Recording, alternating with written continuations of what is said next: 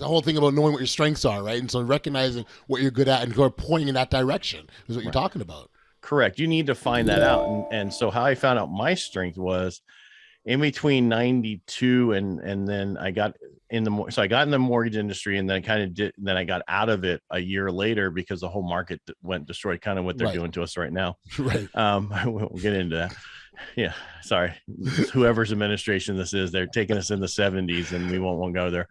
Right. But the issue was, what was I talking about? Oh yeah. So I ended up working for a medical insurance company, and it was I don't know if it was in Thousand Oaks in the LA area. Okay. And I don't know if it was Blue Cross or Blue Shield. I think it was Blue Shield.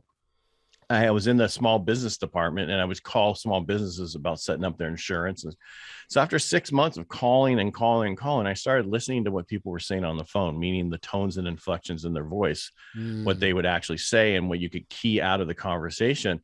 And I got really good at it. And someone says I have a good voice. I don't know if I do, but it has worked for me on the telephone and on other places, right? Sure.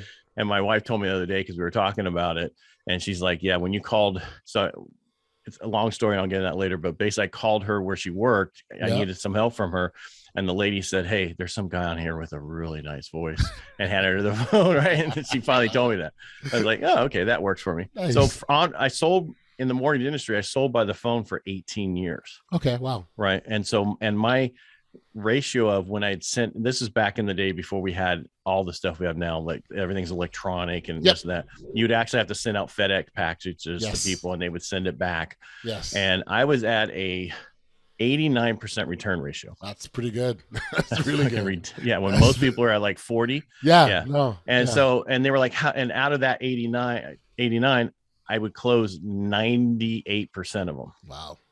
And what the deal was is I would make sure they wanted it before I sent it to them. Right. I would take it. I would use all the closes, take it away from them closed, make sure they didn't, not to manipulate them, but make sure it's what they wanted. I don't want to work with that someone said, well, I'm an amazing salesperson, I can sell ice to Eskimos. Well, why would you want to do that? Right. They have enough ice already. That's just ridiculous. That's right. I hated that saying.